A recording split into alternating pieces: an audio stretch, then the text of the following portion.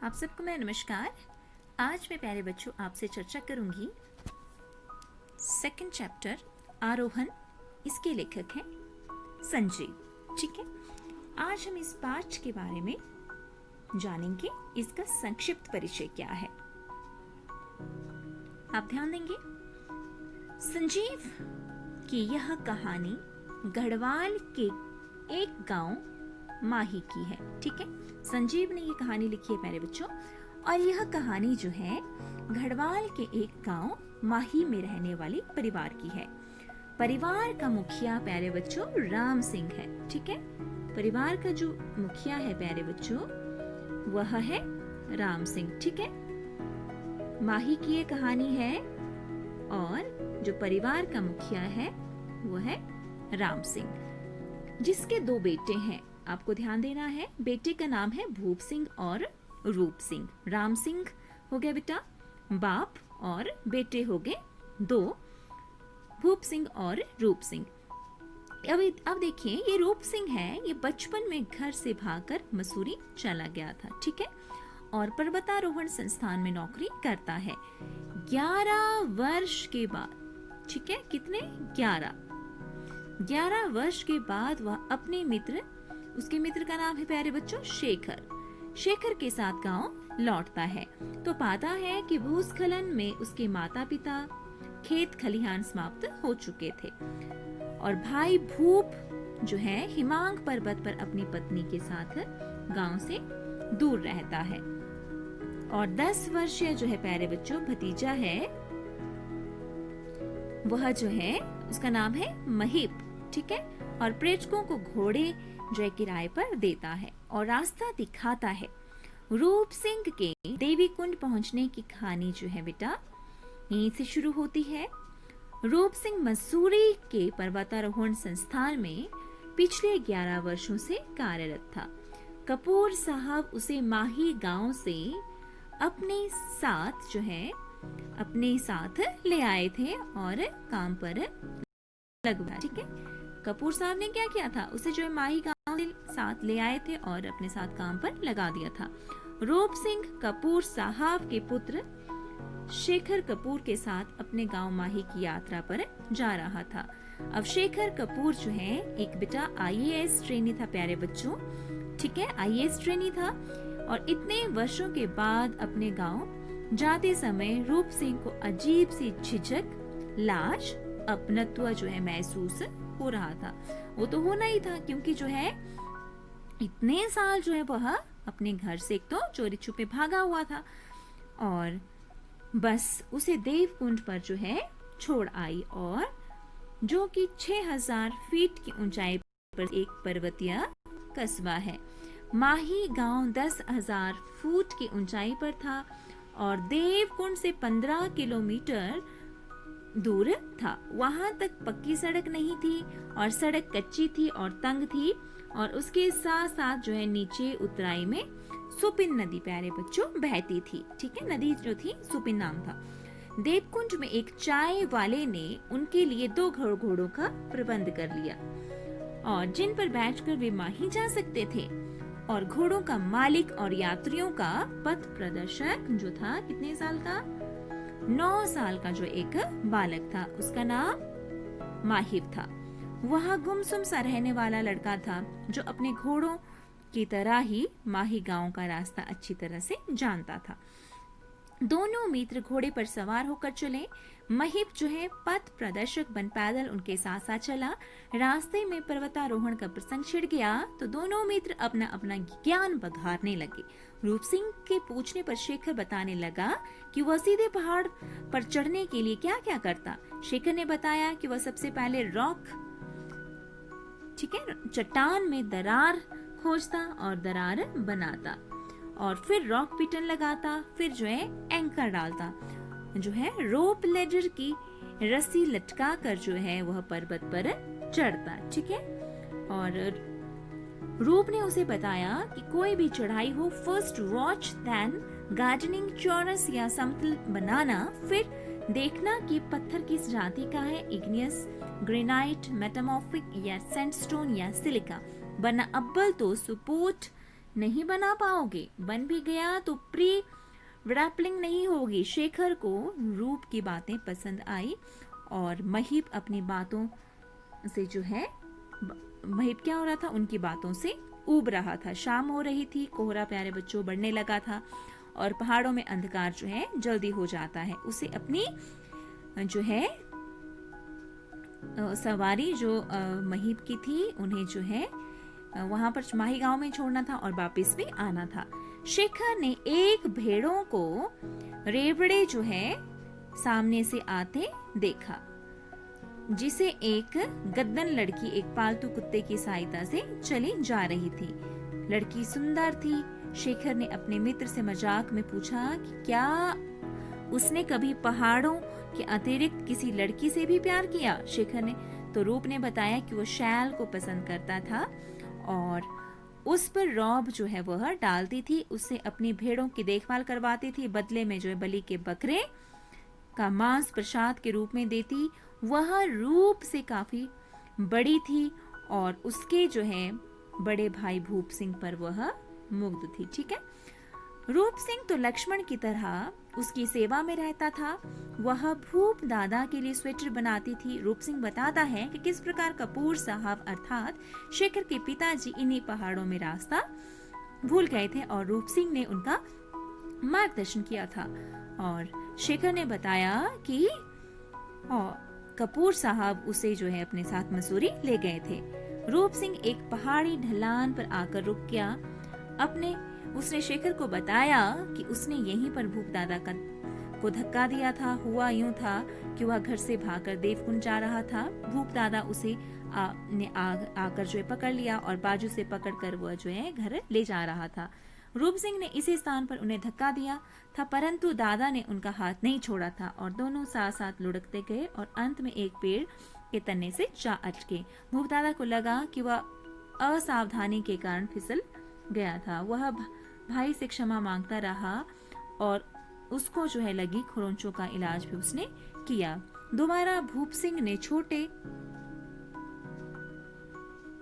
भाई को वैसे जो है मजबूती से नहीं पकड़ा। महीप उन्हें बार बार जो है बातें न करने और रास्ते पर अपने घोड़ों पर ध्यान देने की चेतावनी दे रहा था प्यारे बच्चों, और उसे माही गांव पहुंचने की जल्दी थी। माही गांव 1.5 किलोमीटर दूर रह गया। गांव पहाड़ के पीछे ही था। रूप सिंह को माँ बाप और अपने परिवार के लोगों की याद आने लगी। भूप दादा विशेष रूप से याद आए और माही गांव पहुंचकर लड़के ने घोड़े रोक दिए और गांव के लोगों को जब लोगों ने 2 अजनबियों को आते हुए देखा तो इकट्ठा हो गए। शेखर ने महीप को 100 की जगह 120 रुपए दिए और वहीं रात भर रुकने की सलाह दी। लड़के ने कोई उत्तर नहीं दिया और रुपए गिनता हुआ चला गया और गांव के लोगों ने एक बुजुर्ग त्रिलोक सिंह के रूप में राम सिंह और उनके बेटे भूप सिंह और रूप सिंह के विषय में पूछा। ठीक है, गांव के लोगों में जो है एक बुजुर्ग था, उसका नाम त्रिलोक सिंह था प्यारे बच्चों। उससे जो है रूप सिंह ने राम सिंह और उसके बेटे भूप सिंह के बारे में जो है पूछा। त्रिलोक सिंह बड़ी मुश्किल से बता सका कि राम सिंह और उसकी पत्नी पहाड़ धंसने के कारण बहुत वर्षों पहले मर चुके थे और उनके खेत भी जो है धंस गए। भूप सिंह बचा है जो ऊपर पहाड़ पर अकेला रहता है। रूप सिंह ने अपना परिचय दिया तो त्रिलोक सिंह को विश्वास नहीं हुआ कि 11 वर्ष पहले भागा हुआ युवक रूप सिंह लौट आया है। रूप सिंह ने जब उन्हें बताया कि वह पर्वतों पर चढ़ने का काम करता है और इसके बदले सरकार उसे 4-5 हजार रुपए वेतन देती है, तो उसे बिल्कुल भी विश्वास नहीं हुआ प्यारे बच्चों। क्या सरकार इतनी मूर्ख है कि पहाड़ पर चढ़ने को पैसा देती है? इतने में भूप सिंह वहां आ गया। उसका कद दरमियाना परंतु चेहरा रोबीला और शरीर गठिला था। भाई का हालचाल पूछने के पश्चात वह शेखर सहित ऊपर पहाड़ की ओर चढ़ने लगा। पहाड़ की चढ़ाई अत्यंत कठिन थी। रूप और शेखर पिछड़ रहे थे। भूप सिंह ने रूप सिंह को अपने मफलर का सीरा पकड़ाया और खींचता हुआ ऊपर ले चला। शेखर को भी अनेक स्थानों पर उसे सहारा देकर जो है चढ़ाना पड़ा भूप आगे बढ़ रहे थे और ये दोनों सोच रहे थे कि बिना किसी आधुनिक उपकरण के सिर्फ पेड़ों पत्थरों की नामात्र के सपोर्ट पर शरीर का संतुलन बनाते हुए चढ़ना, बीच बीच में रुककर हिदायत भी देते जाना कितना कठिन काम था। नीचे प्यारे बच्चों सुपिन नदी बह रही थी और छोटी सी गलती से आदमी नदी में गिरकर समाप्त हो सकता था। वे सोच रहे थे कि भूप दादा सांप थे, छिपकली थे, बनमानुष थे या रोबोट थे। वह जिस धैर्य, आत्मविश्वास, ताकत और कुशलता से मांसपेशियों और अंगों का नायाब उपयोग कर रहे थे, वह उनके लिए हैरत वाली चीज थी। घंटे भर में वे तीनों पहाड़ की ऊंची ढलान पर पहुंच गए जहां भूप दादा गुफानुमा आश्रम में रहते थे। कुछ जमीन समतल बना कर जो है खेती के योग्य बना ली थी और फलदार वृक्ष भी वहां पर लगाए हुए थे। गुफानुमा आश्रम के बगल में 2 छप्पर थे, शायद यही घर था। लाल स्वेटर पहने एक औरत ने उनका स्वागत किया। रूप सिंह ने अनुमान लगाया कि वह उनकी भाभी थी। दोनों गुफा में पड़े पटोरों पर लेटकर थकान मिटाने लगे और रात को खूब बारिश हुई। उन्हें भूप सिंह ने खाना गुफा में ही दिया और वहीं पर वे सोए। सुबह हुई, धुंध छटी, पहाड़ी की ऊंचाई से नीचे माही गांव दिखाई दिया। नाश्ते पर सब जो एक साथ बैठे, भाइयों के बीच नाराजगी की दीवार गिरने लगी।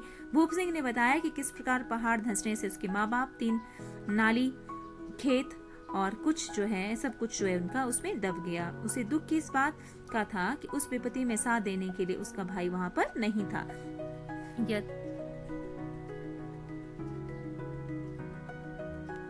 यह 10 वर्ष पहले की बात। रूप सिंह ने इस बात की क्षमा मांगी अपने भाई से।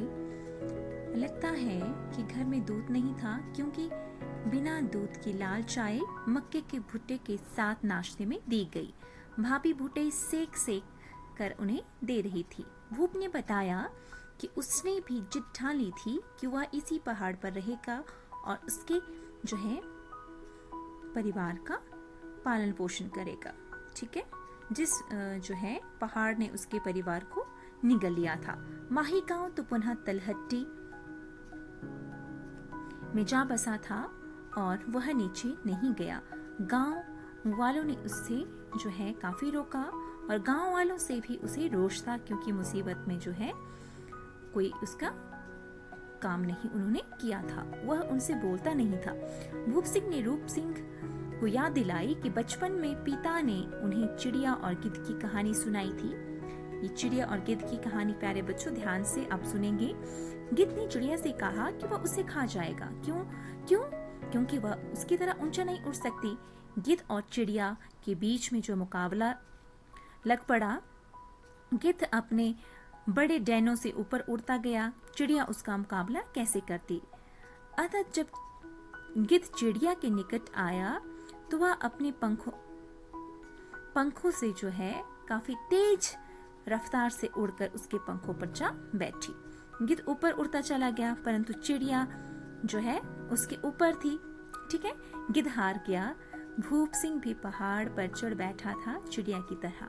यह आशंका भी थी कि यह बचा हुआ पहाड़ भी धंस जाएगा, परंतु उसे परवाह नहीं थी।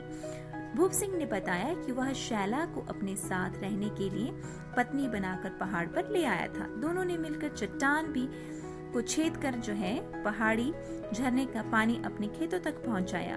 खेत बने, फलदार पौधे लगे और उनकी गृहस्थी जो है बढ़ने लगी। शैला जब माँ बनने वाली थी तो भूप सिंह ने एक और जो है शादी की और एक औरत को घर ले आया।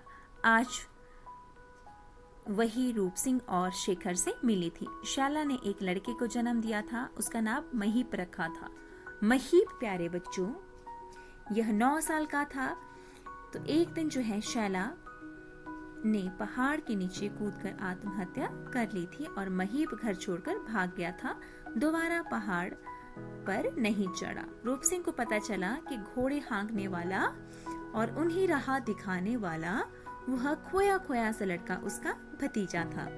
और प्यारे बच्चों, रूप सिंह ने अपने भाई के सम्मुख प्रस्ताव रखा कि वह भी पहाड़ के इस कठोर जीवन को त्याग कर उनके साथ मसूरी चल पड़े। पहाड़ कभी भी धंस सकता है और उस पर रहना आत्महत्या करने जैसा है। इस पर भूप सिंह कहता है कि कहानी कि चिड़िया ने गिद्ध की नहीं मौत की सवारी की थी, वह भी पहाड़ में रहकर अपने अस्तित्व की लड़ाई लड़ रहा है। यह आत्महत्या नहीं, जीवन बचाने का प्रयास है। भूप सिंह ने कहा कि वह उस पहाड़ पर अकेला नहीं है। उसने जो है रूप सिंह से कहा कि कौन कहता है अकेला हूँ, हैया माँ है, बाबा है, शैला है, सोए पड़े हैं सब, हैया महीप है, बल्द है, बल्द होता है बेटा बैल, मेरा घरवाली है, मौत के मुंह से निकाले हुए खेत है, पेड़ है, झरना है। इन पहाड़ों में मेरे पुरखों, मेरे प्यारों की आत्मा भटकती रहती है। मैं उनसे बात करता रहता हूँ। वह मसूरी जाने से साफ इनकार कर देता है। वह बताता है कि वह 2 बछड़ों को ढोकर पहाड़ पर लाया था जो आज बल्द बन गए हैं, बड़े बैल बन गए हैं। ठीक है, वे पहाड़ के नीचे नहीं उतर सकते। भूप सिंह भी अपने पहाड़ से नीचे उतरने को तैयार नहीं है। वह अपनी खुददारी के साथ यहीं पर जीना चाहता है और यहीं पर मरना चाहता है। आरोहण प्यारे बच्चों केवल निर्जीव पहाड़ों का ही नहीं होता, जिंदगी की कठिनाइयों, मुसीबतों का भी होता है। जो इस आरोहण का अभ्यस्त हो जाए वह इनसे भागता नहीं, इसकी चुनौती को स्वीकार करता है और जीवन का दाव लगाकर जीतता है। भूप सिंह जीवन संघर्ष में जीतता ऊपर चढ़ चुका था और वह अब जो है जितना ऊपर चढ़ा था अब वह जो नीचे उतरने को तैयार नहीं था। उसका यह कथन मार्मिक है कि बहुत इंसाफ किया तुम सभी ने मेरे साथ, बहुत, अब माफ करो भूला, मेरी खुदारी को बख्श दो, अब तो जिंदा रहने तक न ई बल्द उतर एक दिन न हम। ठीक है, अभी कहता है कि आप जो है तुम सब मुझे माफ करो, अब तो जिंदा रहने तक न तो ये जो है बैल नीचे उतरेंगे और न मैं जो है नीचे उतरूंगा और नहीं हम सभी। तो प्यारे बच्चों, ये जो है दूसरा पार्ट आरोहण की जो है स्टोरी मैंने आपको समझाई। आप इसे ध्यान से सुने, समझे, बार बार जो है वीडियो को देखें। अगर फिर भी आपको कोई डाउट रहता है तो आप मुझे कमेंट के माध्यम से कमेंट सेक्शन पर कमेंट करें। मैं आपके डाउट्स को जो है क्लियर करने का पूरा प्रयास करूंगी। धन्यवाद। जय हिंद, जय भारत, जय हिमाचल।